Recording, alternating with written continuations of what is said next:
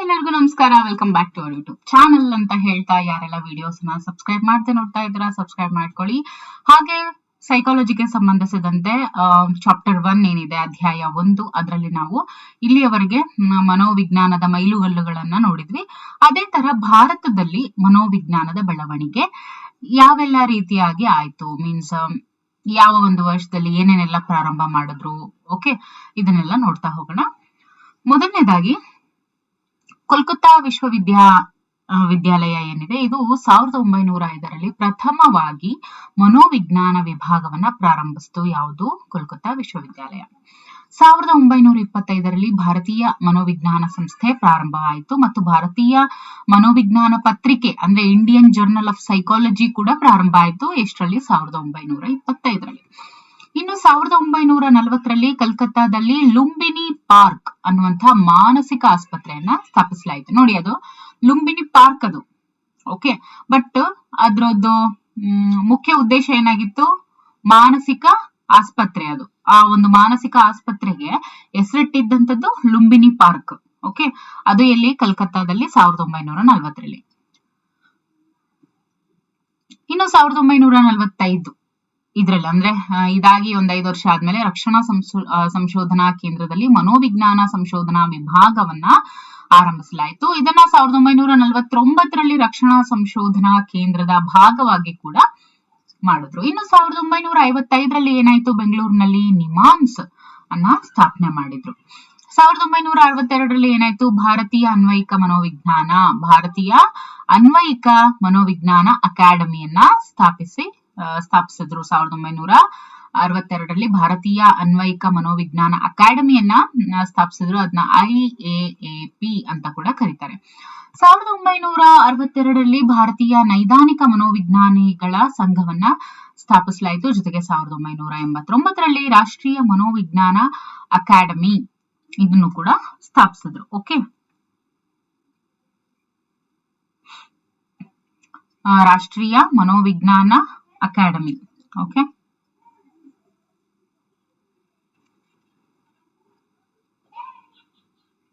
National academy of psychology ಅಂತ ಹೇಳ್ತಾರೆ, okay. ರಾಷ್ಟ್ರೀಯ ಮನೋವಿಜ್ಞಾನ academy, national academy of psychology, okay. National academy of psychology and IAAP, okay. ಇದ್ರ full form ಅನ್ನ ನೋಡೋದಾದ್ರೆ international association of administrative professionals ಅಂತ ಹೇಳ್ತಾರೆ, ಓಕೆ. ಅನ್ವಯಿಕ ಮನೋವಿಜ್ಞಾನ ಅಕಾಡೆಮಿ.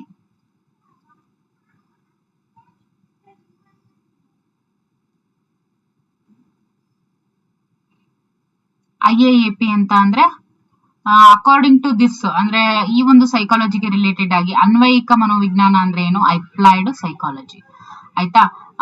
ಇನ್ನು ಅಕಾಡೆಮಿ ಅಂದ್ರೆ ಏನು? ಅದು ಕೂಡ ಇಂಗ್ಲಿಷ್ ಅಲ್ಲಿ ಅಕಾಡೆಮಿ. ಸೊ ಇದು ಭಾರತೀಯ ಅಕಾಡೆಮಿ ಆಫ್ ಅನ್ವಯಿಕ ಸೈಕಾಲಜಿ ಅಂದ್ರೆ Indian association of applied psychology ಅಂತ ಹೇಳ್ತೀವಿ, ಓಕೆ.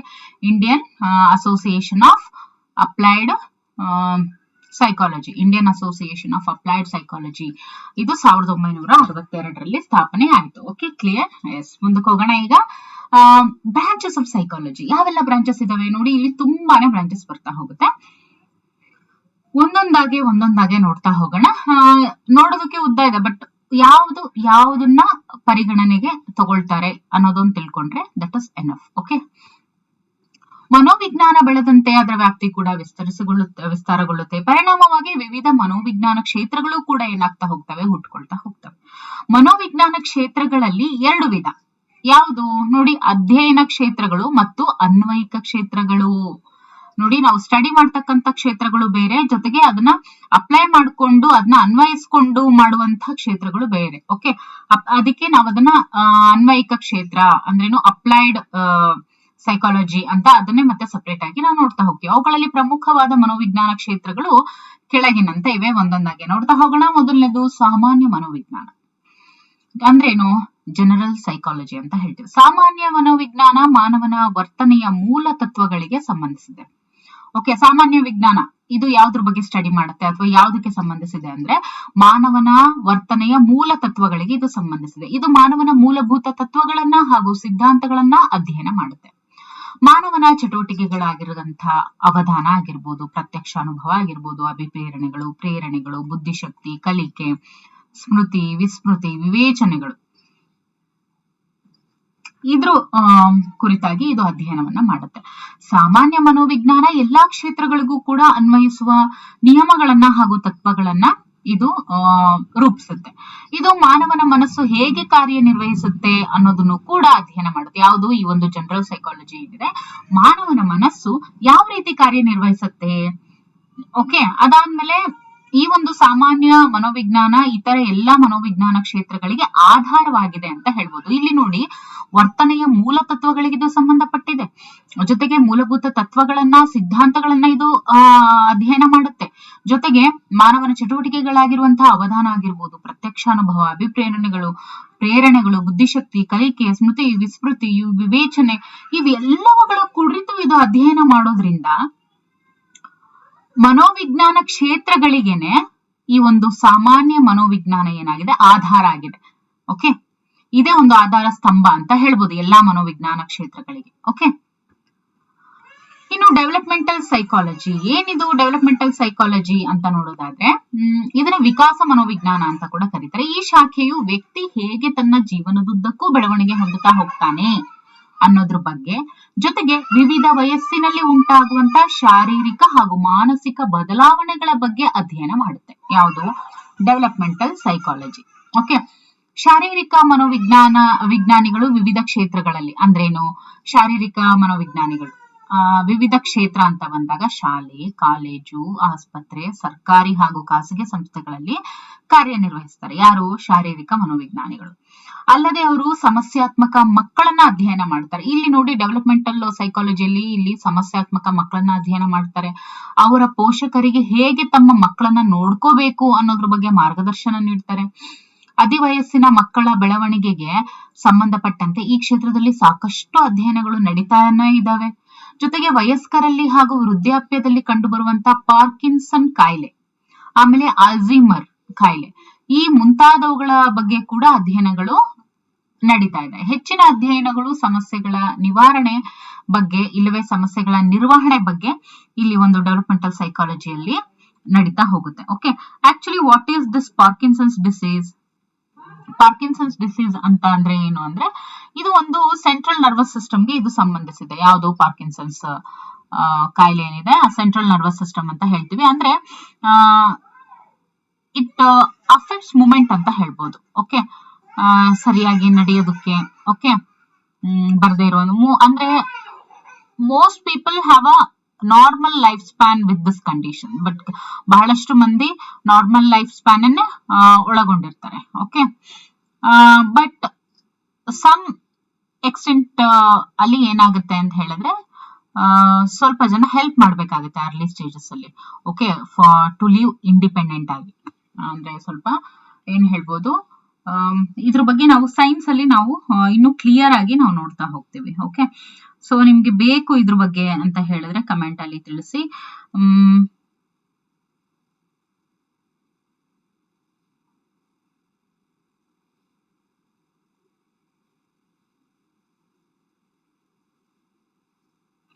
ಈ ಪಾರ್ಕಿನ್ಸನ್ಸ್ ಮತ್ತೆ ಅಲ್ಝೀಮರ್ಸ್ ಡಿಸೀಸ್ ಏನಿದೆಯಲ್ಲ, ಇವೆರಡೂ ಕೂಡ ಒಂದಕ್ಕೊಂದು ಬೇರೆ ಬೇರೆ ಅನ್ಸಿದ್ರು ಕೂಡ ಇವೆರಡೂ ಕೂಡ ನ್ಯೂರೋ ಡಿಜೆನರೇಟಿವ್ ಡಿಸಾರ್ಡರ್ಸ್ ಅಂತ ಹೇಳ್ತೀವಿ. ಹಾಗಾಗಿನೇ ಪಾರ್ಕಿನ್ಸನ್ಸ್, ಅಲ್ಝೀಮರ್ ಎರಡು ಅಕ್ಕಪಕ್ಕ ಬರುತ್ತೆ. ಓಕೆ, ಫಸ್ಟ್ ಪ್ರೈಮರಿಲಿ ಈ ಅಲ್ಝೀಮರ್ಗೆ ಬಂದ್ರೆ ಇದು ಫಸ್ಟ್ ಅಫೆಕ್ಟ್ ಮಾಡುವಂತದ್ದು ಮೆಮೊರಿ, ಜೊತೆಗೆ ಥಿಂಕಿಂಗ್, ಜೊತೆಗೆ ಲ್ಯಾಂಗ್ವೇಜ್ ಅಲ್ಲಿ ಸರಿಯಾಗಿ ಮಾತಾಡದೆ ಇರುವಂತದ್ದು.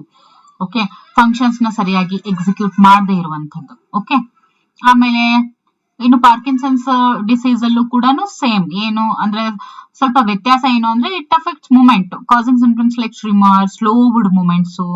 ಓಕೆ, ಬ್ಯಾಲೆನ್ಸ್ ಇರೋದಿಲ್ಲ. Okay, many individuals with Parkinson's also experience cognitive difficulties as like in Alzheimer disease. Okay, ಜೊತೆಗೆ ಇನ್ನು significant percentage of Parkinson's disease patients ಏನಿರ್ತಾರಲ್ವಾ, ಅದೇ ಇವೆಂಚುಯಲಿ ಡೆವಲಪ್ ಡಿಮೆನ್ಷಿಯಾ ಅಂತ ಹೇಳ್ತೀವಿ. ಅಂದ್ರೆ which can manifest as cognitive impairments and other symptoms also. ಹಾಗಾದ್ರೆ ಇವಾಗ Parkinson's ಮತ್ತೆ ಆಲ್ಝೈಮರ್ ಡಿಸೀಸ್ ಏನಿದೆಯಲ್ಲ, ಇವೆರಡಕ್ಕೂ ಸಿಮಿಲಾರಿಟೀಸ್ ಅಂತ ಅಂದ್ರೆ ಎರಡೂ ಕೂಡ ನ್ಯೂರೋ ಡಿಜೆನರೇಷನ್ ಅನ್ನ ಒಳಗೊಂಡಿದೆ and loss of brain cells, ಎರಡು ಕೂಡ ಲಾಸ್ ಆಫ್ ಬ್ರೈನ್ ಸೆಲ್ಸ್ ಅನ್ನ ಒಳಗೊಂಡಿದೆ. And they can affect a person's cognitive abilities and motor skills although to varying degrees ಅಂತ ಹೇಳ್ತೀವಿ. ಓಕೆ,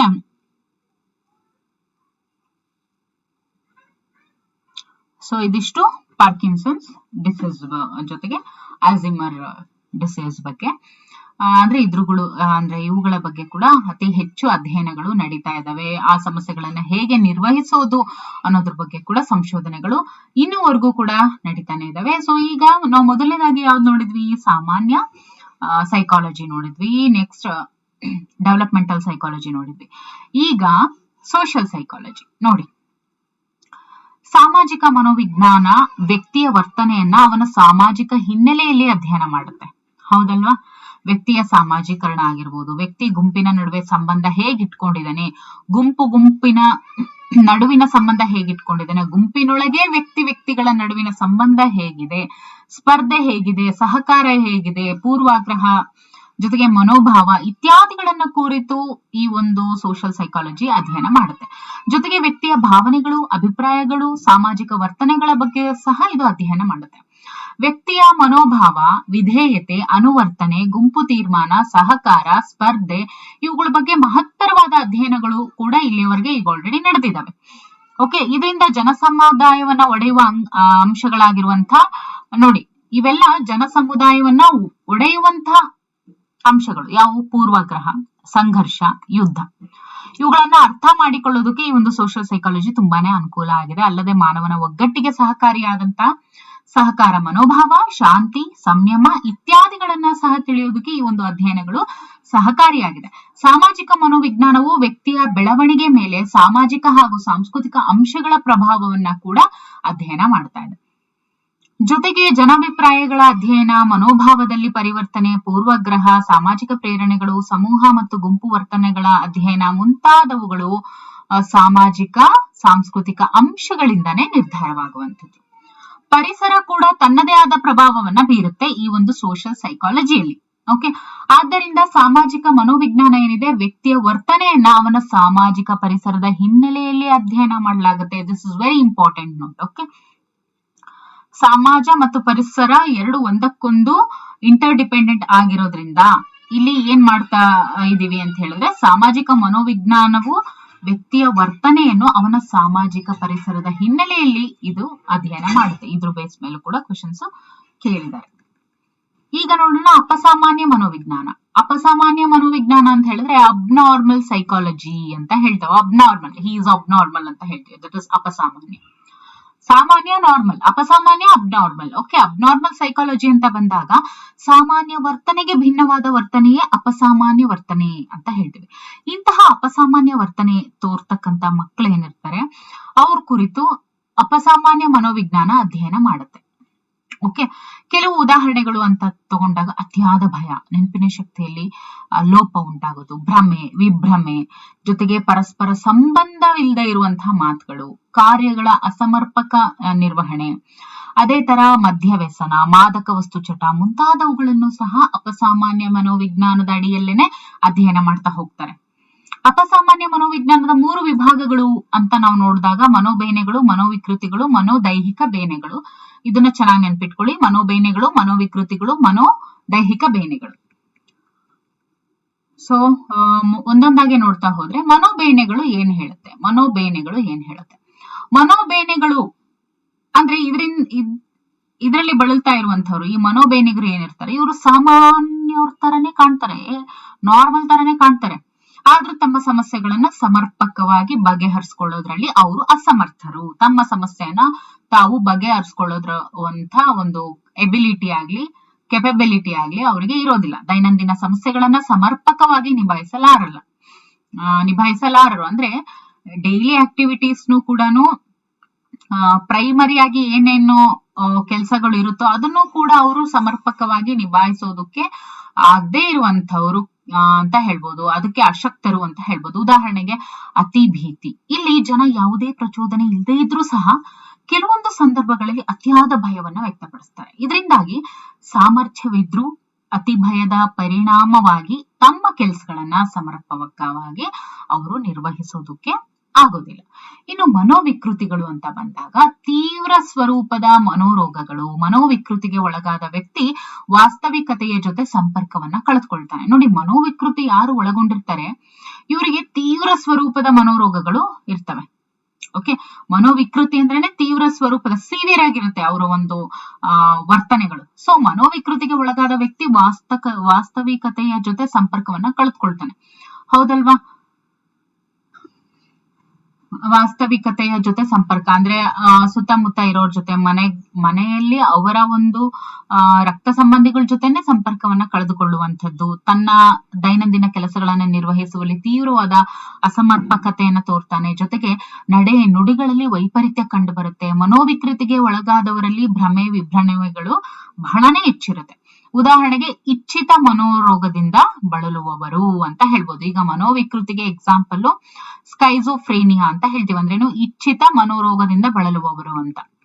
ಇನ್ನು ಮನೋದೈಹಿಕ ಬೇನೆಗಳು ಅಂತ ಬಂದಾಗ ಮಾನಸಿಕ ಅಂಶಗಳು ದೈಹಿಕ ಆರೋಗ್ಯದ ಮೇಲೆ ಮಾಡುವ ದುಷ್ಪರಿಣಾಮವೇ ಮನೋದೈಹಿಕ ಬೇನೆ. ಮನೋದೈಹಿಕ ಅಂದ್ರೆ ಮಾನಸಿಕವಾಗಿ ಏನು ಖಿನ್ನತೆ ಇರುತ್ತೆ ಅದು ದೈಹಿಕ ಆರೋಗ್ಯದ ಮೇಲೆ ಪರಿಣಾಮ ಬೀರುತ್ತಲ್ವಾ, ಅದನ್ನೇ ಮನೋದೈಹಿಕ ಬೇನೆಗಳು ಅಂತ ಹೇಳ್ತಾರೆ. ಮಾನಸಿಕ ಒತ್ತಡ, ಹತಾಶೆ, ಮಾನಸಿಕ ತುಮ್ಮುಲ ಈ ಎಲ್ಲಾ ಅಂಶಗಳು ಕೂಡ ಮನೋದೈಹಿಕ ಬೇನೆಯನ್ನ ಉಂಟು ಮಾಡ್ತವೆ. ಉದಾಹರಣೆಗೆ ಕರಳು ಹುಣ್ಣು, ಗೂರಲು, ಪಾರ್ಶ್ವ ತಲೆನೋವು, ಅಧಿಕ ರಕ್ತದೊತ್ತಡ, ಇಸುಬು, ಕಜ್ಜಿ ಇವು ಮನೋದೈಹಿಕ ಬೇನೆಗಳು. ಇವೆಲ್ಲ ಎದ್ರಲ್ಲಿ ನಾವು ನೋಡಿದ್ವಿ? ಅಬ್ನಾರ್ಮಲ್ ಸೈಕಾಲಜಿಯಲ್ಲಿ ನೋಡಿದ್ವಿ. ಹೌದಾ? ಈಗ ನೋಡೋಣ ಪ್ರಾಣಿ ಸೈಕಾಲಜಿ, ಆನಿಮಲ್ ಸೈಕಾಲಜಿ, ಪ್ರಾಣಿ ಮನೋವಿಜ್ಞಾನ. ಇದ್ರ ಬಗ್ಗೆ ನಾವು ನೋಡ್ತಾ ಹೋದ್ರೆ ಪ್ರಾಣಿಗಳ ವರ್ತನೆಯನ್ನ ಅಧ್ಯಯನ ಮಾಡೋದೇ ಪ್ರಾಣಿ ಮನೋವಿಜ್ಞಾನ ಅಂತ ಇವಾಗ ಗೊತ್ತು. ಜೀವ ವಿಕಾಸದ ಜೊತೆಗೆ ಮಾನಸಿಕ ಕ್ರಿಯೆಗಳ ವಿಕಾಸ ಕೂಡ ಆಗ್ತಾ ಹೋಗುತ್ತೆ. ಅಂದ್ರೆ ಒಂದು ಜೀವ ವಿಕಾಸ ಆಗ್ತಾ ಇದೆ ಅಂದ್ರೆ ಅದ್ರ ಜೊತೆಗೆ ಅದರ ಒಂದು ಮಾನಸಿಕ ಕ್ರಿಯೆಗಳು ಕೂಡ ವಿಕಾಸ ಆಗುತ್ತೆ. ಪ್ರಾಣಿಗಳ ಮಾನಸಿಕ ಪ್ರಕ್ರಿಯೆಗಳನ್ನ ಮನುಷ್ಯನ ಮಾನಸಿಕ ಪ್ರಕ್ರಿಯೆಗಳ ಜೊತೆ ಹೋಲಿಸಿದಾಗ ಪ್ರಾಣಿಗಳ ಮಾನಸಿಕ ಪ್ರಕ್ರಿಯೆಗಳು ತುಂಬಾನೇ ಸರಳವಾಗಿರುತ್ತೆ ಕಂಪೇರ್ ಟು ಮನುಷ್ಯ. ಆದ್ದರಿಂದ ಪ್ರಾಣಿಗಳ ವರ್ತನೆಯನ್ನ ಅಧ್ಯಯನ ಮಾಡುವುದು ತುಂಬಾನೇ ಸುಲಭ ಅಂತ ಹೇಳ್ಬೋದು. ಓಕೆ, ಅಲ್ಲದೆ ಪ್ರಾಣಿಗಳ ವರ್ತನೆಗೂ ಮನುಷ್ಯನ ಕೆಲವು ವರ್ತನೆಗಳಿಗೂ ಹೋಲಿಕೆ ಇರುವಂತದ್ದು. ಆದ್ದರಿಂದ ಪ್ರಾಣಿಗಳ ವರ್ತನೆಯನ್ನ ಅಧ್ಯಯನ ಮಾಡುವ ಮೂಲಕ ಮನುಷ್ಯನ ವರ್ತನೆಯನ್ನ ಅರ್ಥ ಮಾಡ್ಕೊಳ್ಬಹುದಾಗಿದೆ.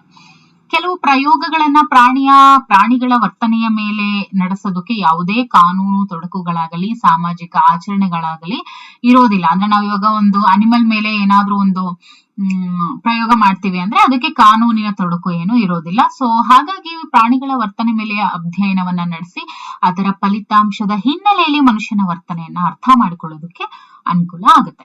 ಓಕೆ, ಇನ್ನು ಇದಕ್ಕೆ ರಿಲೇಟೆಡ್ ಆಗಿ ಕೆಲವೊಂದಿಷ್ಟು ಉದಾಹರಣೆಗಳನ್ನ ನಾವು ನೋಡ್ತಾ ಹೋದ್ರೆ ಕಲಿಕೆ, ಸಂವೇಗಗಳು, ಪ್ರೇರಣೆಗಳು, ಮೆದುಳಿನ ಕ್ರಿಯೆಗಳು ಮುಂತಾದವುಗಳಿಗೆ ಸಂಬಂಧಪಟ್ಟಂತೆ ಪ್ರಾಣಿಗಳ ಮೇಲೆ ಅಧ್ಯಯನ ಮಾಡಿ ಅದರ ಫಲಿತಾಂಶದ ಆಧಾರದ ಮೇಲೆ ಮಾನವನ ವರ್ತನೆಯನ್ನ ಅಧ್ಯಯನ ಮಾಡ್ತಾ ಇದ್ದಾರೆ. ಸೊ ಮೊದಲನೇದಾಗಿ ನಾವೇನ್ ನೋಡಿದ್ವಿ? ಜನರಲ್ ಸೈಕಾಲಜಿ, ಎರಡನೇದು ಡೆವಲಪ್ಮೆಂಟಲ್ ಸೈಕಾಲಜಿ, ಮೂರನೇದು ಅಬ್ನಾರ್ಮಲ್ ಸೈಕಾಲಜಿ, ನಾಲ್ಕನೇದು ಸೋಷಿಯಲ್ ಸೈಕಾಲಜಿ, ಅದಾದ ನಂತರ ಅನಿಮಲ್ ಸೈಕಾಲಜಿ. ಈಗ ನೋಡ್ತಾ ಇದೀವಿ ಕ್ಲಿನಿಕಲ್ ಸೈಕಾಲಜಿ ಅಂದ್ರೆ ನೈದಾನಿಕ ಮನೋವಿಜ್ಞಾನ ಅಥವಾ ಚಿಕಿತ್ಸಕ ಮನೋವಿಜ್ಞಾನ, ಕ್ಲಿನಿಕಲ್ ಸೈಕಾಲಜಿ, ಡಯಾಗ್ನೋಸ್ಟಿಕ್ ಸೈಕಾಲಜಿ ಅಂತ ಕೂಡ ಕರೀತಾರೆ. ಓಕೆ, ಇಲ್ಲಿ ಅಪಸಾಮಾನ್ಯ ಮನೋವಿಜ್ಞಾನದ ತತ್ವಗಳು ಹಾಗೂ ಸಿದ್ಧಾಂತಗಳನ್ನ ಅನುಸರಿಸಿ ಮಾನಸಿಕ ಸಮಸ್ಯೆಗಳಿಗೆ ನೈದಾನಿಕ ಮನೋವಿಜ್ಞಾನವು ಸೂಕ್ತ ಚಿಕಿತ್ಸೆಯನ್ನ ನೀಡುತ್ತೆ. ಅಪಸಾಮಾನ್ಯ ಮನೋವಿಜ್ಞಾನದ ತತ್ವಗಳು ಹಾಗೂ ಸಿದ್ಧಾಂತಗಳನ್ನ ಅನುಸರಿಸಿ ಅಂದ್ರೆ ಅಬ್ನಾರ್ಮಲ್ ಸೈಕಾಲಜಿ ಏನಿದೆ ಅದರ ಒಂದು ಪ್ರಿನ್ಸಿಪಲ್ಸ್ ಮತ್ತೆ ಥಿಯರೀಸ್ಗೆ ಅನುಗುಣವಾಗಿ ಮಾನಸಿಕ ಸಮಸ್ಯೆಗಳನ್ನ ಒಳಗೊಂಡಿರುವಂತಹ ಮಕ್ಕಳಿಗೆ ಇಲ್ಲಿ ನೈದಾನಿಕ ಮನೋವಿಜ್ಞಾನ ಏನಿದೆ ಸೂಕ್ತ ಚಿಕಿತ್ಸೆಯನ್ನ ಕೊಡ್ತಾ ಹೋಗುತ್ತೆ. ಒತ್ತಡ ಸಮಸ್ಯೆ, ಮಾನಸಿಕ ಸಮಸ್ಯೆಗಳು, ಬುದ್ಧಿಮಾಂದ್ಯತೆ, ಬಾಲಾಪರಾಧ, ಮದ್ಯವ್ಯಸನ, ಮಾದಕ ವಸ್ತು ಚಟ, ಕಲಿಕಾ ಸಮಸ್ಯೆಗಳು ಮುಂತಾದ ಸಮಸ್ಯೆಗಳನ್ನ ನೈದಾನಿಕ ಮನೋವಿಜ್ಞಾನವು ಪರಿಣಾಮಕಾರಿಯಾಗಿ ಗುಣಪಡಿಸುತ್ತೆ. ಓಕೆ, ನೈದಾನಿಕ ಮನೋವಿಜ್ಞಾನ ಅಪಸಾಮಾನ್ಯ ವರ್ತನೆಯ ಕಾರಣಗಳನ್ನ ಕುರಿತು ಅಧ್ಯಯನ ಮಾಡುತ್ತೆ. ನೋಡಿ, ನೈದಾನಿಕ ಮನೋವಿಜ್ಞಾನದ ಕೆಲಸ ಏನು ಇಲ್ಲಿ ಅಂತ ಹೇಳಿದ್ರೆ ಅಪಸಾಮಾನ್ಯ ವರ್ತನೆ, ಅಬ್ನಾರ್ಮಲ್ ಆಗಿ ಏನ್ ಬಿಹೇವ್ ಮಾಡುತ್ತಾನೆ ಮಗು ಆ ಒಂದು ಕಾರಣಗಳ ಏನಿರ್ಬೋದು ಅನ್ನೋದು ಫಸ್ಟ್ ಇಲ್ಲಿ ಅಧ್ಯಯನ ಮಾಡ್ತಾರೆ. ಮಾನಸಿಕ ಸಮಸ್ಯೆಗಳು ಮನುಷ್ಯನ ಬಗೆಹರಿಯದ ಸಂಘರ್ಷಗಳಿಂದ ಹಾಗೂ ಅಜ್ಞಾತ ಪ್ರೇರಣೆಗಳಿಂದ ಉಂಟಾಗ್ತವೆ. ನೋಡಿ, ಫಸ್ಟ್ ಆಫ್ ಆಲ್ ಮಾನಸಿಕ ಸಮಸ್ಯೆಗಳು ಯಾವ ರೀತಿ ಉಂಟಾಗ್ತವೆ ಅಂತ ಹೇಳಿದ್ರೆ ಮನುಷ್ಯನಲ್ಲಿ ಬಗೆಹರಿಯದ ಸಂಘರ್ಷಗಳಿಂದ. ಇವಾಗ ಏನೋ ಒಂದು ಪ್ರಾಬ್ಲಮ್ ಇರುತ್ತೆ, ಆ ಪ್ರಾಬ್ಲಮ್ಗೆ ಎಂಡ್ ಸಿಕ್ಕಿದ್ರೆ ಓಕೆ ಅವ್ರು ನಿರಾಳರಾಗ್ತಾರೆ, ಆಯ್ತಾ. ಅದು ಬಿಟ್ಟು ಅದು ಬಗೆಹರಿಯದ್ದೇ ಕೆಲವೊಂದಿಷ್ಟು ಸಂಘರ್ಷಗಳು ಉಂಟಾಗಿ ಆಮೇಲೆ ಅವರು ಅಂತ ಏನೇನೋ ಹೇಳಿ ಆ ಒಂದು ಅಜ್ಞಾತ ಪ್ರೇರಣೆಗಳಿಂದ ಮಾನಸಿಕ ಸಮಸ್ಯೆಗಳು ಉಂಟಾಗ್ತಾ ಹೋಗುತ್ತೆ. ಕೆಲವು ಮನೋವಿಜ್ಞಾನಿಗಳ ಪ್ರಕಾರ ಏನ್ ಹೇಳ್ತಾರೆ ಅಂದ್ರೆ ಅಪಸಾಮಾನ್ಯ ವರ್ತನೆಗಳು ತಪ್ಪು ಕಲಿಕೆ ಅಥವಾ ತಪ್ಪು ಗ್ರಹಿಕೆಯ ಪರಿಣಾಮಗಳು ಅಂತ ಕೆಲವರು ಹೇಳ್ತಾರೆ. ಇನ್ನು ಕೆಲವರ ಪ್ರಕಾರ ಅಪಸಾಮಾನ್ಯ ವರ್ತನೆಗೆ ಶಾರೀರಿಕ ಅಂಶಗಳು ಕಾರಣವಾಗಿದೆ ಅಂತ ಹೇಳ್ತಾರೆ. ಈ ಎಲ್ಲಾ ರೀತಿಯ ಅಭಿಪ್ರಾಯಗಳು ಕೂಡ ವಿವಿಧ ರೀತಿಯ ಚಿಕಿತ್ಸಾ ವಿಧಾನಗಳಿಗೆ, ಅಂದ್ರೆ ಕೆಲವರು ಯಾರ್ಯಾರು ಏನೇನೆಲ್ಲ ಡಿಫ್ರೆನ್ಸ್ ಆಫ್ ಒಪಿನಿಯನ್ ಕೊಟ್ಟರು ಕೂಡ ಅದು ಡಿಫ್ರೆನ್ಸ್ ಆಫ್ ಟ್ರೀಟ್ಮೆಂಟ್ ಅಲ್ಲಿ ಅದು ವರ್ಕ್ ಆಗಿದೆ. ಓಕೆ, ಇನ್ನು ನೈದಾನಿಕ ಮನೋವಿಜ್ಞಾನಿಗಳು ಮಾನಸಿಕ ಅಸ್ವಸ್ಥರಿಗೆ ಮನೋಚಿಕಿತ್ಸೆಯನ್ನ ನೀಡಿ ಗುಣಪಡಿಸ್ತಾರೆ. ನೈದಾನಿಕ ಮನೋವಿಜ್ಞಾನಿಗಳಿಗೂ ಮನೋವೈದ್ಯರಿಗೂ ಇರುವಂತಹ ವ್ಯತ್ಯಾಸವನ್ನ ಫಸ್ಟ್ ತಿಳಿಬೇಕು, ಹೌದಲ್ವಾ. ಈಗ ಮನೋವೈದ್ಯರು ಬೇರೆ, ನೈದಾನಿಕ ಮನೋವಿಜ್ಞಾನಿಗಳು ಬೇರೆ. ಓಕೆ, ಮನೋವೈದ್ಯರು ಏನಿರ್ತಾರೆ ಅವರು ಮೂಲತಃ ವೈದ್ಯಕೀಯ ವಿಜ್ಞಾನದಲ್ಲಿ ಪದವಿಯನ್ನ ಪಡ್ಕೊಂಡಿರ್ತಾರೆ, ಮತ್ತೆ ಮನೋರೋಗ ಚಿಕಿತ್ಸೆಯಲ್ಲಿ ಸ್ನಾತಕೋತ್ತರ ಪದವಿ ಅಂದ್ರೆ MD ಸೈಕ್ಯಾಟ್ರಿ ಮಾಡಿರ್ತಾರೆ. ಅವರು ತೀವ್ರ ಸ್ವರೂಪದ ಮನೋರೋಗಗಳಿಗೆ ಔಷಧಿಯನ್ನ ನೀಡ್ತಾರೆ, ಇತರೆ ವೈದ್ಯಕೀಯ ವಿಧಾನಗಳ ಮೂಲಕ ಚಿಕಿತ್ಸೆಯನ್ನ ನೀಡಿ ಗುಣಪಡಿಸ್ತಾರೆ. ಆದ್ರೆ ಈ ನಮ್ಮ ನೈದಾನಿಕ ಮನೋವಿಜ್ಞಾನಿಗಳು ಏನಿರ್ತಾರೆ ಇವರು ಮನೋವಿಜ್ಞಾನದಲ್ಲಿ ಸ್ನಾತಕೋತ್ತರ ಪದವಿ ಪಡೆದಿದ್ದು ಮನೋಚಿಕಿತ್ಸೆ ನೀಡುವ ಬಗ್ಗೆ ಉನ್ನತ ತರಬೇತಿ ಇಲ್ಲವೇ PhD ಯನ್ನ ಪಡ್ಕೊಂಡಿರ್ತಾರೆ ಅಷ್ಟೇ. ಓಕೆ, ಮನೋವಿಜ್ಞಾನಿಗಳು ಮನೋವೈದ್ಯರಂತೆ ಔಷಧಿಯನ್ನ ಸೂಚಿಸಿ ರಶೀದಿಯನ್ನ ಕೊಡೋದಿಲ್ಲ. ಓಕೆ, ಆದ್ರೆ ರೋಗಿಯ ವರ್ತನೆಯಲ್ಲಿ ಸೂಕ್ತ ಬದಲಾವಣೆಯನ್ನ ಉಂಟು ಮಾಡೋದ್ರ ಮೂಲಕ ಮನೋರೋಗವನ್ನ ಗುಣಪಡಿಸ್ತಾರೆ. ಓಕೆ, ಇನ್ನು ಮನೋವಿಜ್ಞಾನಿಗಳು ನಿರ್ವಹಿಸುವಂತಹ ಪ್ರಮುಖ ಕಾರ್ಯಗಳು ಏನು ಅಂತ ನೋಡೋದಾದ್ರೆ ಮನೋರೋಗದ ಲಕ್ಷಣಗಳನ್ನ ಹಾಗೂ ಕಾರಣಗಳನ್ನ ಪತ್ತೆ ಹಚ್ಚೋದಕ್ಕೆ ಮನೋವೈಜ್ಞಾನಿಕ ಪರೀಕ್ಷೆಗಳನ್ನ ಮನೋರೋಗಿಗಳಿಗೆ ನೀಡ್ತಾರೆ, ಮನೋಚಿಕಿತ್ಸೆಯನ್ನ ನೀಡ್ತಾರೆ, ಮನೋರೋಗಗಳ ಬಗ್ಗೆ ಸಂಶೋಧನೆಯನ್ನ ನಡೆಸ್ತಾರೆ. ಈ ಮೂರು ಏನಿದಾವೆ ಇವು ಮನೋವಿಜ್ಞಾನಿಗಳು ನಿರ್ವಹಿಸುವಂತಹ ಪ್ರಮುಖ ಕರ್ತವ್ಯಗಳು. ಓಕೆ, ಸೊ ಇದಿಷ್ಟು ಯಾವ್ದ್ರ ಬಗ್ಗೆ ಆಗಿತ್ತು, ಕ್ಲಿನಿಕಲ್ ಸೈಕಾಲಜಿ ಬಗ್ಗೆ ಆಗಿತ್ತು. ಈಗ ನೋಡೋಣ ಶೈಕ್ಷಣಿಕ ಮನೋವಿಜ್ಞಾನ.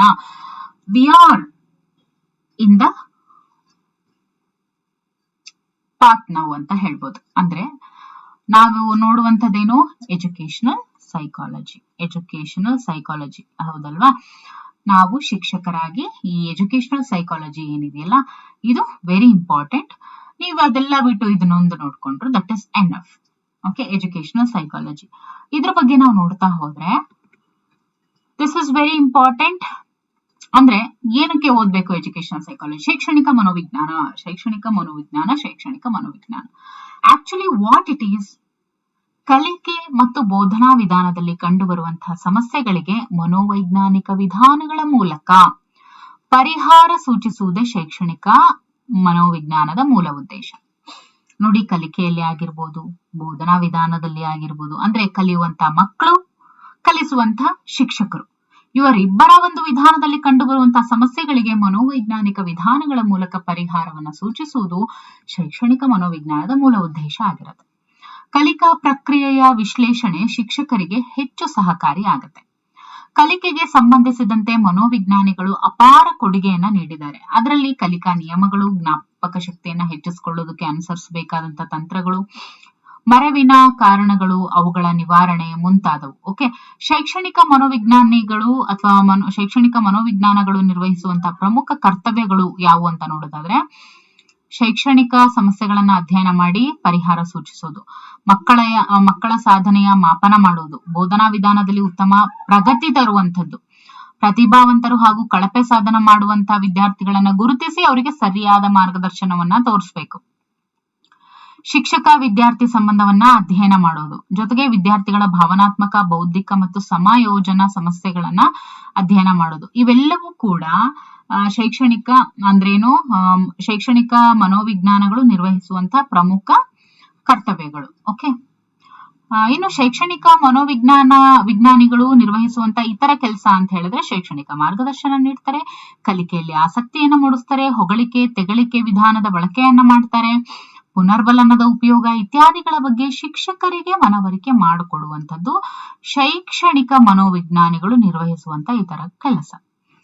ಜೊತೆಗೆ ವಿದ್ಯಾರ್ಥಿಗಳ ತರಗತಿ ಹೊರಗಿನ ಮತ್ತು ಒಳಗಿನ ಸಮಸ್ಯೆಗಳ ಅಧ್ಯಯನ, ಪರಿಹಾರ, ಪೋಷಕರಿಗೆ ಸೂಕ್ತ ಮಾರ್ಗದರ್ಶನ, ಶೈಕ್ಷಣಿಕ ಮನೋವಿಜ್ಞಾನದ ಅಧ್ಯಯನದ ಇತರ ವಿಷಯಗಳು ಬಂದು ಶಿಕ್ಷಕರ ವ್ಯಕ್ತಿತ್ವ ಮತ್ತು ವರ್ತನೆ, ವಿದ್ಯಾರ್ಥಿಗಳ ಮೇಲೆ ಪ್ರಭಾವ ಬೀರುವುದರ ಬಗ್ಗೆ ಅಧ್ಯಯನ ಮಾಡ್ತಾರೆ. ಬೋಧನಾ ವಿಧಾನಗಳನ್ನ ಹೇಗೆ ಉತ್ತಮಪಡಿಸೋದು, ಸ್ವಯಂ ಬೋಧನೆ, ಸೃಜನಶೀಲ ಚಿಂತನೆ ಬೆಳೆಸೋದು, ಸಮಸ್ಯೆ ಪರಿಹಾರದ ಸಾಮರ್ಥ್ಯವನ್ನ ಬೆಳೆಸುವುದು, ಪರಿಹಾರ ವಿಧಾನಗಳನ್ನ ಅನುಸರಿಸಿ ಬುದ್ಧಿಮಾಂದ್ಯ ಹಾಗೂ ಭಾವನಾತ್ಮಕ ತೊಂದರೆಯ ವಿದ್ಯಾರ್ಥಿಗಳಿಗೆ ಬೋಧಿಸುವ ವಿಧಾನ ಮುಂತಾದ ಅನೇಕ ಕಲಿಕೆ, ಬೋಧನೆ ವಿಧಾನಗಳ ಬಗ್ಗೆ ಶೈಕ್ಷಣಿಕ ಮನೋವಿಜ್ಞಾನಿಗಳು ಅಧ್ಯಯನವನ್ನ ನಡೆಸಿ ಪರಿಹಾರನ ಸೂಚಿಸ್ತಾ ಇದ್ದಾರೆ. ಓಕೆ, ಇದಿಷ್ಟು ಶೈಕ್ಷಣಿಕ ಮನೋವಿಜ್ಞಾನದ ಬಗ್ಗೆ ಆಗಿತ್ತು. ಓಕೆ, ಈಗ ನೋಡ್ರೆ industrial psychology. Okay, industrial psychology ಅಂದ್ರೆ ಏನು, ಜೊತೆಗೆ ಮಿಲಿಟರಿ ಸೈಕಾಲಜಿ ಅಂದ್ರೆ ಏನು, ಓಕೆ ಅಷ್ಟ್ರ ಬಗ್ಗೆ ನಾವು ನೋಡೋಣ. ಜೊತೆಗೆ ಕೌನ್ಸಿಲಿಂಗ್ ಸೈಕಾಲಜಿ ಅಂದ್ರೆ ಏನು, ಆಮೇಲೆ ಲಾ ಅಂಡ್ ಕ್ರಿಮಿನಾಲಜಿ. ಓಕೆ, ಇದಿಷ್ಟ್ರ ಬಗ್ಗೆ ನಾವು ನೋಡ್ತಾ ಹೋಗೋಣ. This are all the branches of psychology ಅಂತ ಹೇಳ್ಬೋದು. ನಾವು ಎಸೆನ್ಷಿಯಲಿ ಸ್ಟಡಿ ಮಾಡುವಂಥದ್ದು ಎಜುಕೇಶನಲ್ ಸೈಕಾಲಜಿ. ಸೊ ಕೈಗಾರಿಕಾ ಸೈಕಾಲಜಿ ಅಂದ್ರೆ ಬೇರೆ ಏನೂ ಅಲ್ಲ, ಕೈಗಾರಿಕೆಯಲ್ಲಿ ಕೆಲಸವನ್ನ ನಿರ್ವಹಿಸುವಂತ ಕಾರ್ಮಿಕರ ಅವರ ಒಂದು ವರ್ತನೆ ಅಧ್ಯಯನ, ಅವರ ಸಮಸ್ಯೆಗಳು ಏನಿರ್ತವೆ ಅವುಗಳಿಗೆ ಪರಿಹಾರ ಕಂಡುಕೊಳ್ಳುವಂಥದ್ದು. ಆಮೇಲೆ ಅಂದ್ರೆ ಕೆಲಸ ನಿರ್ವಹಿಸುವಂತ ಸೂಕ್ತ ವ್ಯಕ್ತಿಗಳ ಆಯ್ಕೆಗಾಗಿ ಮನೋವಿಜ್ಞಾನಗಳು ಬುದ್ಧಿಶಕ್ತಿ ಪರೀಕ್ಷೆಗಳು, ಆಮೇಲೆ ಅಭಿರುಚಿ ಪರೀಕ್ಷೆಗಳನ್ನ ಬಳಸ್ತಾರೆ ಕೆಲಸಕ್ಕೆ ಸೇರಿಸ್ಕೋಬೇಕಾದ್ರೆ. ಜೊತೆಗೆ ಉದ್ಯೋಗಿಗಳ ತರಬೇತಿಯಲ್ಲಿ ಮನೋವೈಜ್ಞಾನಿಕ ವಿಧಾನಗಳನ್ನ ಅನುಸರಿಸ್ತಾರೆ. ಕೈಗಾರಿಕಾ ಮನೋವಿಜ್ಞಾನಿಗಳು ನಿರ್ವಹಿಸುವಂತಹ ಇತರ ಕಾರ್ಯಗಳು ಅಂತ ಹೇಳಿದ್ರೆ ಉದ್ಯೋಗಿಗಳಲ್ಲಿ ಕರ್ತವ್ಯ ಪ್ರಜ್ಞೆ ಬೆಳೆಸ್ತಾರೆ, ಪರಸ್ಪರರ ನಡುವೆ ಉತ್ತಮ ಬಾಂಧವ್ಯವನ್ನ ವೃದ್ಧಿ ಮಾಡ್ತಾರೆ, ಹೆಚ್ಚಿಸ್ತಾರೆ, ಮುಷ್ಕರವನ್ನ ತಪ್ಪಿಸ್ತಾರೆ, ವೈಯಕ್ತಿಕ ಹಾಗೂ ಮಾನಸಿಕ ಸಮಸ್ಯೆಗಳನ್ನ ಗುರುತಿಸಿ ಮನೋಚಿಕಿತ್ಸೆಯನ್ನ ನೀಡಿ ಗುಣಪಡಿಸ್ತಾರೆ.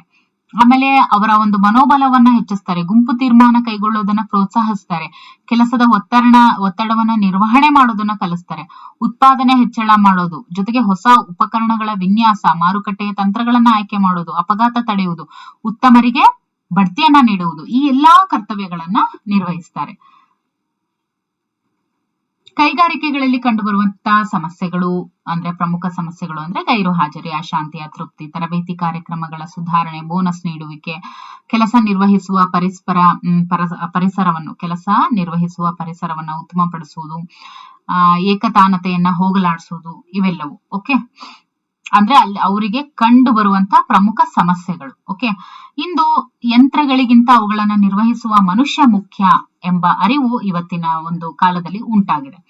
ಮನೋವಿಜ್ಞಾನಿಗಳು ನೂತನ ಯಂತ್ರಗಳ ವಿನ್ಯಾಸಕರನ್ನ ಸಂಧಿಸಿ ಯಂತ್ರಗಳಲ್ಲಿ ಉತ್ತಮ ಸುಧಾರಣೆಯನ್ನ ತಂದಿದ್ದಾರೆ. ಒಟ್ಟಾರೆ ಕೈಗಾರಿಕೆಗಳಲ್ಲಿ ಕಾರ್ಯನಿರ್ವಹಿಸುವಂತಹ ವ್ಯಕ್ತಿ ಹಾಗೂ ಸಂಸ್ಥೆಯ ನಡುವೆ ಉತ್ತಮ ಬಾಂಧವ್ಯ ವೃದ್ಧಿ ಹಾಗೂ ಉತ್ಪಾದನೆ ಹೆಚ್ಚಿಸುವಲ್ಲಿ ಹಾಗೂ ಆ ಉದ್ಯೋಗಿಗಳಲ್ಲಿ ತೃಪ್ತಿಕರ ಭಾವನೆ ಮೂಡಿಸುವಲ್ಲಿ ಮನೋವಿಜ್ಞಾನಿಗಳು ಮಹತ್ವದ ಕಾರ್ಯವನ್ನ ನಿರ್ವಹಿಸಿದ್ದಾರೆ. ಸೊ ಈಗ ನಾವು ನೋಡೋಣ ಮಿಲಿಟರಿ ಸೈಕಾಲಜಿ. ಮಿಲಿಟರಿ ಸೈಕಾಲಜಿ ಅಂತ ನೋಡಿದಾಗ ಸೈನ್ಯದಲ್ಲಿ ಮನೋವಿಜ್ಞಾನದ ಬಳಕೆಯು ಮೊದಲನೇ ಯುದ್ಧದ ಕಾಲದಲ್ಲಿ ಆರಂಭವಾಯಿತು. ನೋಡಿ, ಇಲ್ಲಿ ಯಾಕೆ ಮಿಲಿಟರಿ ತಗೊಂಡ್ಬಂದ್ರು ಅಂತ ಅನ್ಕೋಬಹುದು. ಆದ್ರೆ ಫಸ್ಟ್ ವರ್ಲ್ಡ್ ವಾರ್ ಏನಿದೆಯಲ್ಲ, ಮೊದಲನೇ ಮಹಾಯುದ್ಧದ ಕಾಲದಲ್ಲಿನೇ ಈ ಒಂದು ಮನೋವಿಜ್ಞಾನ ಬಳಕೆಯನ್ನ ಮಾಡಿದ್ದಾರೆ. ಸೈನ್ಯಕ್ಕೆ ಸೂಕ್ತ ವ್ಯಕ್ತಿಗಳನ್ನ ಆಯ್ಕೆ ಮಾಡೋದಕ್ಕೆ ಮನೋವೈಜ್ಞಾನಿಕ ಪರೀಕ್ಷೆಗಳನ್ನ ಪ್ರಥಮವಾಗಿ ಬಳಸಿದ್ರು. ಆ ಪರೀಕ್ಷೆಗಳ ಫಲಿತಾಂಶದ ಆಧಾರದ ಮೇಲೆನೆ ಸೈನಿಕರನ್ನ ಆಯ್ಕೆ ಮಾಡಿ ವರ್ಗೀಕರಿಸಲಾಗ್ತಾ ಇತ್ತು. ಸೈನ್ಯದಲ್ಲಿ ಕಾರ್ಯನಿರ್ವಹಿಸ್ತಾ ಇರುವಾಗ ಸೈನಿಕರಲ್ಲಿ ಉದ್ಭವಿಸುವಂತಹ ಮಾನಸಿಕ ಹಾಗೂ ಹೊಂದಾಣಿಕೆ ಸಮಸ್ಯೆಗಳನ್ನ ಗುರುತಿಸಿ ಅವುಗಳನ್ನ ಪರಿಹರಿಸೋದಕ್ಕೆ ಮನೋವಿಜ್ಞಾನಿಗಳು ಸೂಕ್ತ ಸಲಹೆ, ಮಾರ್ಗದರ್ಶನವನ್ನ ನೀಡ್ತಾ ಇದ್ರು. This is very important. ನೋಡಿ, ಆರ್ಮಿ ಆಲ್ಫಾ ಮತ್ತೆ ಆರ್ಮಿ ಬೀಟಾ ಎಂಬ ಪರೀಕ್ಷೆಗಳನ್ನ ರೂಪಿಸಿ ಸೈನಿಕರ ಆಯ್ಕೆಯಲ್ಲಿ ಆರ್ಮಿ ಆಲ್ಫಾ, ಆರ್ಮಿ ಬೀಟಾ ಪರೀಕ್ಷೆಗಳನ್ನ ಬಳಸಿದ್ರು. ಒಬ್ಬ ಸೈನ್ಯಾಧಿಕಾರಿಯ ಪ್ರಮುಖ ಕೆಲಸ ಏನು ಅಂದ್ರೆ ಉತ್ತಮ ನಾಯಕತ್ವ ನೀಡೋದು. ಸೈನಿಕ ಮನೋವಿಜ್ಞಾನ ಮಿಲಿಟರಿ ಸೈಕಾಲಜಿ ಏನಿದೆಯಲ್ಲ, ಇದು ಸೈನ್ಯಾಧಿಕಾರಿಗಳಿಗೆ ಸೈನಿಕರನ್ನ ಹೇಗೆ ಪ್ರೇರೇಪಿಸಬೇಕು, ಅವರು ದಕ್ಷತೆಯಿಂದ ಕಾರ್ಯನಿರ್ವಹಿಸುವಂತೆ ಮಾಡೋದು ಹೇಗೆ, ಅವರ ವಿಶ್ವಾಸವನ್ನ ಗಳಿಸೋದು ಹೇಗೆ ಮುಂತಾದ ವಿಷಯಗಳ ಬಗ್ಗೆ ಹೆಚ್ಚಿನ ಅರಿವನ್ನ ಹೊಂದೋದಕ್ಕೆ ಈ ಒಂದು ಮಿಲಿಟರಿ ಸೈಕಾಲಜಿ ಹೆಲ್ಪ್ ಮಾಡುತ್ತೆ. ಆಮೇಲೆ ಮನೋವಿಜ್ಞಾನವು ಯುದ್ಧ ಕಾಲದಲ್ಲಿ ಸೆರೆಸಿಕ್ಕ ಶತ್ರು ಪಾಳೆಯದ ಸೈನಿಕರ ಮನಪರಿವರ್ತನೆ ಮಾಡಿ ಅವರ ದೇಶದ ಪ್ರಮುಖ ರಹಸ್ಯಗಳನ್ನ ತಿಳಿದುಕೊಳ್ಳುವುದು. ನೋಡಿ, ಯುದ್ಧ ಕಾಲದಲ್ಲಿ ಸೆರೆಸಿಕ್ಕಂತ ಶತ್ರುಪಾಳೆಯ ಏನಿರುತ್ತೆ, ಆ ಒಂದು ಶತ್ರುಪಾಳೆಯದ ಸೈನಿಕರು ಅವರ ಮನಸ್ಸನ್ನ ಒಲಿಸ್ಬಿಟ್ಟು ಆ ಒಂದು ಏನು ವಿರುದ್ಧ ದೇಶ, ಶತ್ರು ದೇಶ ಏನಿರುತ್ತೆ ಅದರ ಒಂದು ಪ್ರಮುಖ ರಹಸ್ಯಗಳನ್ನ ತಿಳಿದುಕೊಳ್ಳೋದು, ಜೊತೆಗೆ ಖಿನ್ನತೆ, ಒಂಟಿತನ ಹಾಗೂ ಮನೆಯವರ ಚಿಂತೆಯಿಂದ ಪರಿತಪಿಸುವಂತ ಸೈನಿಕರಿಗೆ ಸೂಕ್ತ ಆಪ್ತ ಸಲಹೆ ನೀಡಿ ಅವರಲ್ಲಿ ಆತ್ಮವಿಶ್ವಾಸವನ್ನ ಹೆಚ್ಚಿಸೋದು, ಸೂಕ್ತ ಸೈನಿಕರಿಗೆ ಬಡ್ತಿ ನೀಡೋದು, ಹೀಗೆ ಸಮಸ್ಯೆಗಳನ್ನ ಬಗೆಹರಿಸೋದ್ರಲ್ಲಿ ಈ ಒಂದು ಮಿಲಿಟರಿ ಸೈಕಾಲಜಿ ಸಹಾಯ ಮಾಡುತ್ತೆ. ಒಟ್ಟಾರೆ ಸೈನ್ಯ ಸಮರ್ಥವಾಗಿ ಕಾರ್ಯನಿರ್ವಹಿಸುವಂತೆ ಮಾಡುವಲ್ಲಿ ಸೈನಿಕರ ಆಯ್ಕೆ, ತರಬೇತಿ, ಅವರ ಸಮಸ್ಯೆಗಳನ್ನ ಗುರುತಿಸಿ ಪರಿಹರಿಸೋದು, ಸಮರ್ಥ ಸೈನಿಕರನ್ನ ಗುರುತಿಸಿ ಅವರಿಗೆ ಸೂಕ್ತ ಸ್ಥಾನಮಾನ ನೀಡುವಂತೆ ಮಾಡೋದು ಮುಂತಾದ ಮಹತ್ತರ ಕಾರ್ಯಗಳನ್ನ ಸೈನಿಕ ಮನೋವಿಜ್ಞಾನಿಗಳು ನಿರ್ವಹಿಸ್ತಾರೆ. ಇನ್ನು ಮನೋವಿಜ್ಞಾನದಲ್ಲಿ ಆಗುತ್ತಿರುವಂತಹ ತೀವ್ರಗತಿಯ ಅಧ್ಯಯನಗಳ ಪರಿಣಾಮವಾಗಿ ಹಲವಾರು ಕ್ಷೇತ್ರಗಳು ಹೊರಹೊಮ್ತಾ ಇದೆ. ಯಾವುದು ಅಂತ ಹೇಳಿದ್ರೆ ನೋಡಿ, ವಾಯುಯಾನ ಮನೋವಿಜ್ಞಾನ, ಆಮೇಲೆ ಮಿಲಿಟರಿ ಮನೋವಿಜ್ಞಾನ, ಗ್ರಾಮೀಣ ಮನೋವಿಜ್ಞಾನ, ಇಂಜಿನಿಯರಿಂಗ್ ಮನೋವಿಜ್ಞಾನ, ಮ್ಯಾನೇಜರಿಯಲ್ ಮನೋವಿಜ್ಞಾನ, ಮಹಿಳಾ ಮನೋವಿಜ್ಞಾನ, ಕ್ರೀಡಾ ಮನೋವಿಜ್ಞಾನ, ರಾಜಕೀಯ ಮನೋವಿಜ್ಞಾನ ಅಂತ ಹೇಳಿ ಈ ಮನೋವಿಜ್ಞಾನದಲ್ಲಿ ಆಗ್ತಾ ಇರುವಂತಹ ತೀವ್ರಗತಿಯ ಒಂದು ಅಧ್ಯಯನಗಳ ಪರಿಣಾಮವಾಗಿ ಸಾಕಷ್ಟು ಮನೋವಿಜ್ಞಾನ ಕ್ಷೇತ್ರಗಳು ಇನ್ನು ಹುಟ್ಕೊಂಡಿದಾವೆ ಅಂತ ನೋಡ್ಬೋದು. ಇನ್ನು very important, counselling psychology. Okay, ಸಮಸ್ಯೆ ಉಳ್ಳಂತಹ ವ್ಯಕ್ತಿ ಉಪಬೋಧಕನ ಬಳಿ ಬಂದಾಗ ಅವನ ಸಮಸ್ಯೆಯನ್ನ ಅರಿತು ಅದಕ್ಕೆ ಸೂಕ್ತ ಪರಿಹಾರ ಕಂಡುಕೊಳ್ಳುವಂತೆ ಮಾಡುವುದೇ ಉಪಬೋಧೆ ಅಂತ ಕರೀತಾರೆ. ಓಕೆ, ಆಪ್ತ ಅಂದ್ರೆ ಕೌನ್ಸಿಲಿಂಗ್ ಅಂತ ಹೇಳ್ತಾರೆ. ಕೌನ್ಸಿಲಿಂಗ್ ಮೀನ್ಸ್ ಉಪಬೋಧೆ. ಓಕೆ, ಕೌನ್ಸಿಲಿಂಗ್ ಸೈಕಾಲಜಿಸ್ಟ್ ಅಂತ ಹೇಳ್ತೀವಿ, ಅಥವಾ ಉಪಬೋಧೆ, ಆಪ್ತ ಸಲಹೆ ಮನೋವಿಜ್ಞಾನ ಅಂತ ಹೇಳಿದ್ರೆ ಉಪಬೋಧೆ ಅಂತ ಕೂಡ ಕರೀತಾರೆ. ಸಮಸ್ಯೆ ಉಳ್ಳಂತ ವ್ಯಕ್ತಿಯನ್ನ ಉಪಬೋಧಿ ಅಥವಾ ಕಕ್ಷಿ, ಕ್ಲೈಂಟ್ ಅಂತ ಕರೀತಾರೆ. ಸಮಸ್ಯೆ ಉಳ್ಳಂತ ವ್ಯಕ್ತಿಯನ್ನ ಉಪಬೋಧಿ ಅಂತ ಕರೀತಾರೆ, ಕಕ್ಷಿದಾರ, ಕ್ಲೈಂಟ್ ಅಂತ ಕರೀತಾರೆ. ಕಕ್ಷಿ ತಾನೇ ಉಪಬೋಧಕರ ಬಳಿ ಬರಬಹುದು, ಯಾರಾದ್ರೂ ಆತನನ್ನ ಉಪಬೋಧಕರ ಬಳಿ ಕಳಿಸಬಹುದು. ಒಂದು ಸೌಹಾರ್ದ ವಾತಾವರಣದಲ್ಲಿ ಕಕ್ಷಿ ಸಮಸ್ಯೆಗೆ ಅಂದ್ರೆ ಕ್ಲೈಂಟ್ ಸಮಸ್ಯೆಗೆ ಪರಿಹಾರ ಕ್ಲೈಂಟ್ ನ ಸಮಸ್ಯೆ ಏನಿದೆ ಅದಕ್ಕೆ ಪರಿಹಾರವನ್ನ ಕಂಡು ಹಿಡಿತಾರೆ. ಇಲ್ಲಿ ಕಕ್ಷಿ ಉಪಬೋಧಕನ ಮುಂದೆ ಮನಬಿಚ್ಚಿ ತನ್ನ ಸಮಸ್ಯೆ ಬಗ್ಗೆ ಮಾತನಾಡುವಂತೆ ಮಾಡುವಲ್ಲಿ ಉಪಬೋಧಕನ ಪರಿಣಿತಿ ಇಲ್ಲಿ ಕಂಡು ಬರುತ್ತೆ. ಇನ್ನು ಆಪ್ತ ಸಲಹೆ ಮನೋವಿಜ್ಞಾನವು ವಿದ್ಯಾರ್ಥಿಗಳ ಹಾಗೂ ಇತರ ವ್ಯಕ್ತಿಗಳ ಶೈಕ್ಷಣಿಕ, ಔದ್ಯೋಗಿಕ, ಮಾನಸಿಕ, ಸಾಮಾಜಿಕ ಹಾಗೂ ಭಾವನಾತ್ಮಕ ಸಮಸ್ಯೆಗಳಿಗೆ ಸೂಕ್ತ ಪರಿಹಾರವನ್ನ ನೀಡುತ್ತೆ. ವ್ಯಕ್ತಿಯು ತನ್ನನ್ನು ತಾನು ಚೆನ್ನಾಗಿ ಅರ್ಥ ಮಾಡಿಕೊಂಡು ತನ್ನ ಸಮಸ್ಯೆಗಳಿಗೆ ತಾನೇ ಪರಿಹಾರ ಕಂಡುಕೊಳ್ಳುವಂತೆ ಮಾಡುವುದಕ್ಕೆ ಹೆಚ್ಚು ಒತ್ತನ್ನು ನೀಡಲಾಗುತ್ತೆ. ವ್ಯಕ್ತಿಯ ಸಮಸ್ಯೆಯನ್ನ ನೋಡುವ ಹಾಗೂ ಪರಿಹರಿಸಿಕೊಳ್ಳುವ ಕೌಶಲಗಳನ್ನ ಬೆಳೆಸಿಕೊಳ್ತಾನೆ. ಆಪ್ತ ಸಲಹೆ ಮನೋವಿಜ್ಞಾನದಲ್ಲಿ ವ್ಯಕ್ತಿಯ ವಿವಿಧ ಸಾಮರ್ಥ್ಯಗಳನ್ನ ಗುರುತಿಸೋದಕ್ಕೆ ಮನೋವೈಜ್ಞಾನಿಕ ಪರೀಕ್ಷೆಗಳನ್ನ ಬಳಸಲಾಗುತ್ತೆ. ಆಪ್ತ ಸಲಹೆ ಮನೋವಿಜ್ಞಾನವು ಇತ್ತೀಚೆಗೆ ಹೆಚ್ಚಿನ ಪ್ರಾಮುಖ್ಯತೆಯನ್ನು ಹೊಂದಿದ್ದು ಎಲ್ಲಾ ಕ್ಷೇತ್ರಗಳಲ್ಲೂ ಕೂಡ ಉಪಬೋಧಕರಿಗೆ ಎಂದಿಲ್ಲದ ಬೇಡಿಕೆ ಕಂಡು ಬರ್ತಾ ಇದೆ. ಇವತ್ತಿನ ದಿವಸ ಸೈಕಾಲಜಿಸ್ಟ್ಗೆ ಎಲ್ಲಿಲ್ಲದ ಬೇಡಿಕೆ, ಹೌದಲ್ವಾ? ಈಗ ಲಾ ಅಂಡ್ ಕ್ರಿಮಿನಾಲಜಿ, ಇದ್ರ ಬಗ್ಗೆ ನೋಡ್ತಾ ಹೋಗೋಣ. ಲಾ ಅಂಡ್ ಕ್ರಿಮಿನಾಲಜಿ ಅಪರಾಧಿಗಳನ್ನ ಪತ್ತೆ ಹಚ್ಚೋದ್ರಲ್ಲಿ ಹಾಗೂ ಅಪರಾಧಿಗಳಿಗೆ ಶಿಕ್ಷೆ ನೀಡುವಲ್ಲಿ ಮನೋವಿಜ್ಞಾನದ ಉಪಯುಕ್ತತೆ ಹೆಚ್ಚಾಗಿದೆ ಅಂತ ಹೇಳ್ಬೋದು. ನ್ಯಾಯವಾದಿಗಳು ಹಾಗೂ ನ್ಯಾಯಾಧೀಶರುಗಳು ಮನೋವಿಜ್ಞಾನದ ಸಹಾಯದಿಂದ ಅಪರಾಧಿಗಳ ಮನಸ್ಸು ಹಾಗೂ ಅಪರಾಧಕ್ಕೆ ಕಾರಣವನ್ನ ಅರ್ಥ ಮಾಡಿಕೊಂಡು ಅದರ ಹಿನ್ನೆಲೆಯಲ್ಲಿ ಅಪರಾಧಿಗಳಿಗೆ ಸೂಕ್ತ ಶಿಕ್ಷೆ ನೀಡಲು ಇದು ಅನುಕೂಲ ಆಗಿದೆ. ಅದೇ ರೀತಿ ಅಪರಾಧ ಮಾಡೇ ಇಲ್ಲ ಎಂದು ವಾದಿಸುವ ಅಪರಾಧಿಗಳು ಸತ್ಯ ಹೇಳುವಂತೆ ಮಾಡುವಲ್ಲಿ ಮನೋವಿಜ್ಞಾನ ಸಹಾಯ ಮಾಡುತ್ತೆ. ಸೂಕ್ತ ಕಾನೂನು ರಚನೆಯಲ್ಲಿ, ಅಪರಾಧಿಗಳ ಪತ್ತೆ ಹಚ್ಚುವಿಕೆಯಲ್ಲಿ ಮತ್ತು ಸಾಕ್ಷಿಗಳನ್ನ ಕಲೆ ಹಾಕುವಲ್ಲಿ ಮನೋವಿಜ್ಞಾನ ಹೆಚ್ಚು ಉಪಯುಕ್ತವಾಗಿದೆ. ಇತ್ತೀಚೆಗೆ ಅಪರಾಧಿಗಳು ಹೊಸ ಮಾರ್ಗಗಳನ್ನ ಅನುಸರಿಸಿ ಕಾನೂನಿಗೆ ಸವಾಲೊಡ್ತಾ ಇದ್ದಾರೆ. ಈ ಹಿನ್ನೆಲೆಯಲ್ಲಿ ಅವರನ್ನ ಪತ್ತೆ ಹಚ್ಚಿ ಶಿಕ್ಷೆಗೆ ಗುರಿಪಡಿಸುವುದು, ಅವರ ಮನ ಪರಿವರ್ತನೆ ಮಾಡಿ ಸಜ್ಜನರನ್ನಾಗಿ ಬದುಕುವಂತೆ ಮಾಡುವಲ್ಲಿ ಮನೋವಿಜ್ಞಾನ ತುಂಬಾನೇ ಸಹಾಯಕವಾಗಿದೆ. ಈ ಎಲ್ಲಾ ಅಂಶಗಳ ಹಿನ್ನೆಲೆಯಲ್ಲಿ ಕಾನೂನು ಮತ್ತು ಅಪರಾಧ ಮನೋವಿಜ್ಞಾನಕ್ಕೆ ಇತ್ತೀಚೆಗೆ ಬಹಳನೇ ಬೇಡಿಕೆ ಹೆಚ್ಚಾಗ್ತಾ ಇದೆ. ಅಪರಾಧ ಮನೋವಿಜ್ಞಾನದಲ್ಲಿ ಹೆಚ್ಚು ಸಂಶೋಧನೆಗಳನ್ನ ಹಮ್ಮಿಕೊಳ್ತಾ ಇದೆ. ಸೊ ಇದಿಷ್ಟು ಬ್ರಾಂಚಸ್ ಆಫ್ ಸೈಕಾಲಜಿ ಬಗ್ಗೆ ನಾವು ಇವತ್ತು ಕಂಪ್ಲೀಟ್ ಆಗಿ ನೋಡಿದ್ವಿ. This is enough. ಅಂಡ್ ಇದರಲ್ಲಿ ವೆರಿ ಇಂಪಾರ್ಟೆಂಟ್ ಯಾವುದು ಅಂತ ಹೇಳಿದ್ರೆ ಎಜುಕೇಶನಲ್ ಸೈಕಾಲಜಿ, ಜೊತೆಗೆ ಮಿಲಿಟರಿ ಸೈಕಾಲಜಿಯಲ್ಲಿ ಏನು ಆಲ್ಫಾ, ಬೀಟಾ ಮತ್ತೆ ಆರ್ಮಿ ಆಲ್ಫಾ ಮತ್ತೆ ಆರ್ಮಿ ಬೀಟಾ ಪರೀಕ್ಷೆಗಳನ್ನ ಮೊಟ್ಟ ಮೊದಲನೇ ಬಾರಿಗೆ ಏನ್ ತಗೊಂಡ್ಬಂದ್ರು, that is also important. So ಇನ್ನು ಮುಂದಿನ ಒಂದು ತರಗತಿಯಲ್ಲಿ ನಾವು psychology in relation to other sciences, okay, ಅದ್ರ ಬಗ್ಗೆ ನಾವು ನೋಡ್ತಾ ಹೋಗೋಣ. ಸೊ ಇದಿಷ್ಟು ನಿಮ್ಗೆ ಅರ್ಥ ಆಗಿದೆ ಅಂತ ಭಾವಿಸ್ತಾ, ಇದು ನಿಮ್ಗೆ ಎಷ್ಟು ಉಪಯುಕ್ತ ಆಯ್ತು ಅನ್ನೋದನ್ನ ನೀವು ಕಮೆಂಟ್ ಅಲ್ಲಿ ತಿಳಿಸಿ. ನಿಮ್ಮ ಅಭಿಪ್ರಾಯ ಇನ್ನಷ್ಟು ನಾವು ಬೇರೆ ಕ್ಲಾಸಸ್ ಮಾಡೋದಕ್ಕೆ ತುಂಬಾ ಹೆಲ್ಪ್ ಆಗುತ್ತೆ. ನಿಮ್ಮ ಒಪಿನಿಯನ್ಸ್ ನ ಶೇರ್ ಮಾಡಿ ಅಂತ ಹೇಳ್ತಾ, ಸೊ ವಿಡಿಯೋ ವೀಕ್ಷಿಸೋದಕ್ಕಾಗಿ ತುಂಬಾನೇ ಧನ್ಯವಾದಗಳು. ಇವೆಲ್ಲವೂ ಕೂಡ very very very important notes. ನೀವು ಇದನ್ನ ಓದ್ಕೊಂಡು MCQs ನ ಸಾಲ್ವ್ ಮಾಡಿದ್ರೆ this is enough. Okay, thank you for watching. So please do subscribe to our channel. Okay, ಮರೀದೆ ನಮ್ಮ ಚಾನೆಲ್ ಅನ್ನ ಸಬ್ಸ್ಕ್ರೈಬ್ ಮಾಡಿ. ಓಕೆ, ಹಾಗೆ ಇನ್ನು ಯಾವೆಲ್ಲ ವಿಷಯದ ಬಗ್ಗೆ ನಿಮ್ಗೆ ಕ್ಲಾಸಸ್ ಬೇಕು ಅನ್ನೋದನ್ನ ಕಮೆಂಟ್ ಅಲ್ಲಿ ತಿಳಿಸಿ. Okay, thank you for watching.